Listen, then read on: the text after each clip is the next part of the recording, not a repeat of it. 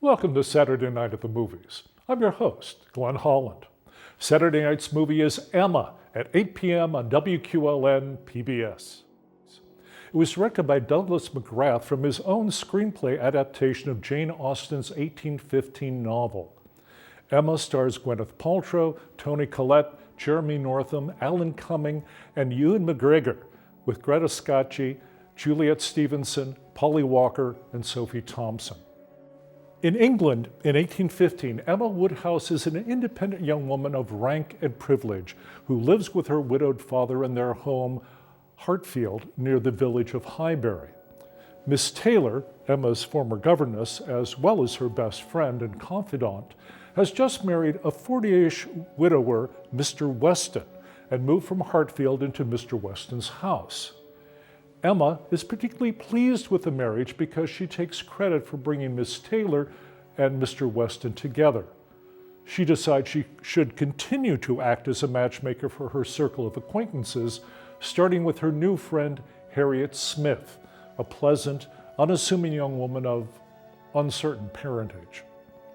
Mr. Woodhouse attempts to discourage his daughter in these efforts, as does a close family friend of long standing, George Knightley, whose younger brother John is married to Emma's sister Isabella. He and Mr. Woodhouse agree that despite Emma's confident determination, she is too apt to overrule the opinions of others in pursuit of what she believes to be a fitting match for them. Harriet is thrilled to receive an offer of marriage from Robert Martin, a respectable young farmer. Knightley advises Emma not to interfere, since he considers Martin to be a better marriage prospect than Harriet can reasonably expect, given her precarious social standing.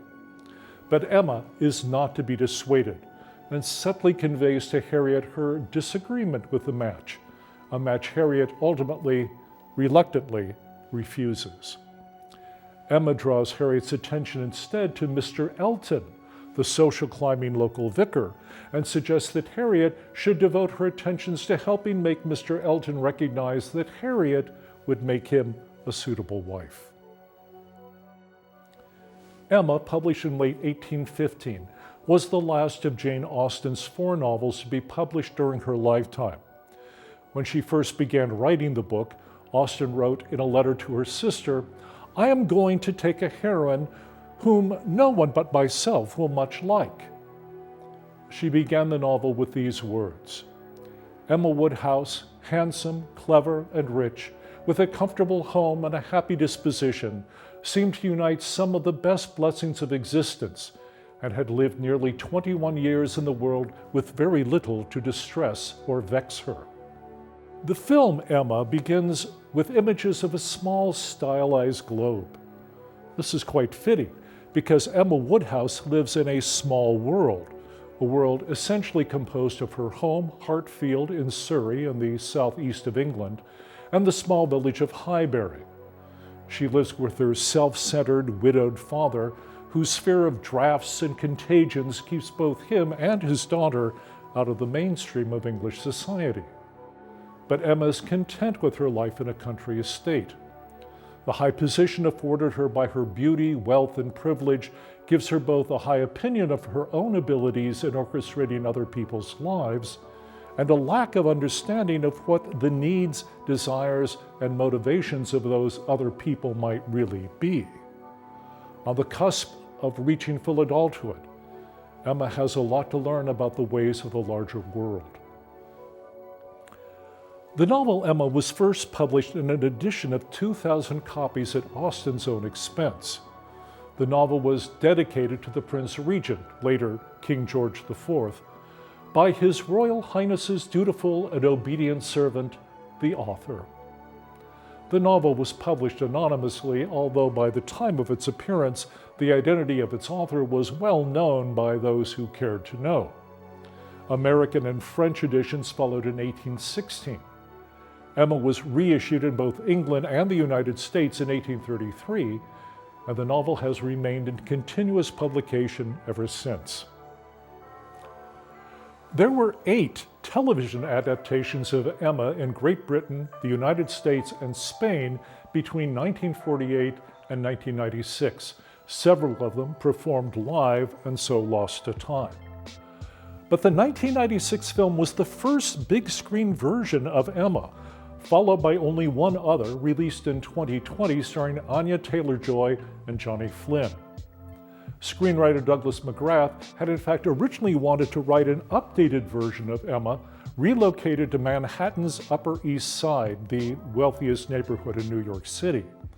Unfortunately, that contemporary approach to Emma was already in production in Southern California. Amy Heckerling's Clueless, starring Alicia Silverstone and Paul Rudd, became a hit and something of a cultural phenomenon when it was released in 1995. Douglas McGrath first fell in love with Jane Austen's Emma when he read it as an undergraduate at Princeton University. After a brief stint as a writer for NBC's Saturday Night Live, he collaborated with Woody Allen on the screenplays for several of Allen's movies, and with Allen, was nominated for an Oscar for Best Original Screenplay for Bullets Over Broadway. McGrath took the opportunity to pitch his idea for a film version of Emma to Miramax Films. His timing was excellent. Interest in Austen's novels was enjoying a revival following Emma Thompson's big screen version of Sense and Sensibility in 1995, and successful television versions of Pride and Prejudice and Persuasion appearing that same year. In the end, McGrath was selected to direct his version of Emma as well. There are 100 things you see when the film is finished and say, "Oh, if I had just done this or done that," he told the Bergen County, New Jersey Record in 1996. Personally, I am just relieved that I wasn't photographed at any point standing in front of the camera, blocking the scene we were trying to shoot. McGrath's choice of Gwyneth Paltrow for his leading lady was unsurprising in every way except one. She was an American. The thing that actually sold me on her playing a young English girl was that she did a perfect Texas accent, McGrath told the Los Angeles Times in 1996.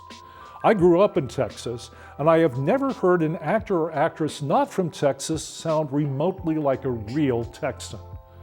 The minute she started the read-through, the very first line, I thought, everything is going to be fine. She's going to be brilliant. Paltrow herself was nervous about her English accent when she used it for the first time during the second read-through with the other cast members. McGrath said, "I'm sure they all thought, we have to help the American girl." After the read-through, not only were they excited to be in the movie with her, but I'm sure it actually made them a little insecure. They were like, "Wow, she's really good." It may have helped that out of all the major players in the cast, only three, Mr. Knightley, Jeremy Northam, Miss Bates, Sophie Thompson, and Jane Fairfax, Polly Walker, were English-born. Of the others, Mr. Woodhouse, Dennis Hawthorne, was Irish. Mrs. Weston, Greta Scacchi, is Italian, and Harriet Smith, Toni Collette, is Australian. As for Mr. Elton, Ellen Cumming, Frank Churchill, Ewan McGregor, Mrs. Bates, Phyllida Law, and Mr. Weston, James Cosmo, all Scottish. Emma was well received by critics and audiences alike. David Anson wrote in a review in Newsweek, "Paltrow's swan-necked, elegant mischievousness is just one delicious flavor, albeit the most important, in McGrath's very tasty ensemble." The Texas-born McGrath may seem an unlikely medium for Austen's 19th century comedy, but he proves to be to the manner born. Roger Ebert wrote in the Chicago Sun-Times, "In its high spirits and wicked good humor, Emma is a delightful film, second only to Persuasion among the modern Austen movies, and funnier, if not so insightful."